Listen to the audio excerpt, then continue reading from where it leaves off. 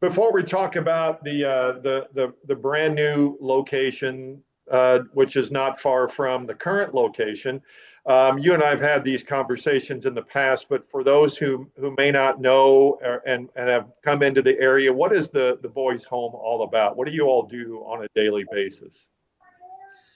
Well, first of all, the boys home has been around 47 years in Fort Smith, the same location, continuous care. So there's been a lot of people before me that did a heck of a job to keep that running, and a lot of that was the community because many years there was not money to keep it running, but the community knew the importance. So kudos to them. On a daily basis, we are exclusively foster kids, and we have youth advocate staff is what we call them, and they do advocate on the kids, and we take care of the kids. Basically, we're not their parents, but we play those roles. When school's in, we some of them ride the bus to school, some of them go to schools where the buses don't go. We transport them if they need uh, doctor's appointments, if they have eye appointments, if they have any kind of appointment, we take them to and from uh, counseling as well. We also cook 3 meals a day when school's out. When it's in, obviously, we do a little breakfast and they get lunch at school. So for the most part, we take care of kids, and uh, it would be just like your family. Now, you put 13 boys in a home, it does change the dynamics, but that's really what we do. And all these kids come from um, a disadvantaged situation, whether it's verbal abuse, physical abuse, sexual abuse, or whatever it may be. And I think one of the most abusive things is neglect. Many of our kids that we get, they could be 13 to 15, and they're basic fundamentals that you and I and others were blessed to hear from our parents that they didn't hear. So a lot of them are very smart, but they're behind in terms of education and some of the, I call them foundational needs that they really need. And they're there to, basically restructuring their life. They're not there in the Holiday Inn. I mean, they're doing work, they're doing chores, they're doing everything. They do. I mean, we have a 50-point checklist of all the things that you need to know by the time you turn 18. And I can tell you, when I was 18, I may have known half of them, but everything from, do I need a driver's license, how to use over-the-counter medication, how to do laundry, how to cook, and all the other essentials you might need. So we try to train the boys, in these important things they need to know. Now, having said that, we could do the best job ever. If somebody doesn't want to be vested and doesn't want to take control of their own life, it may take a while to do that. We've had some kids that have been here 2 or 3 days or a week, and we've had some kids that have been here 4 years and 6 years. So, and there's not a graduation time for the boys' home. We're going to be here as long as somebody needs the placement, and we can provide that care for them.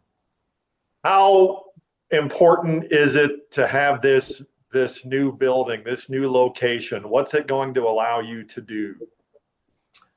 Well, there's a few different thoughts in the works, but right now the plan is we're licensed literally 1 to 18, but we're 11 to 18 is the age that we get.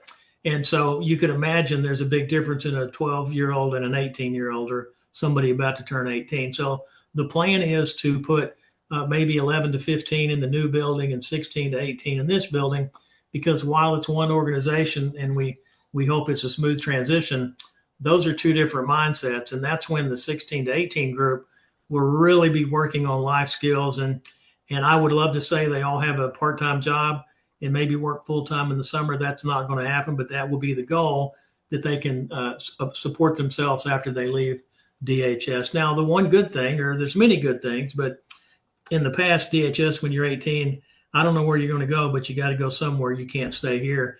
But they do have 18 to 21 programs around the state. Get Real 24 in Fort Smith has one, but they're usually full. And I think DHS will go to 24 now. And so if you want to stay longer and get that care that it provides, you can do that. So that's a little bit of a cushion for some of the boys who turn 18.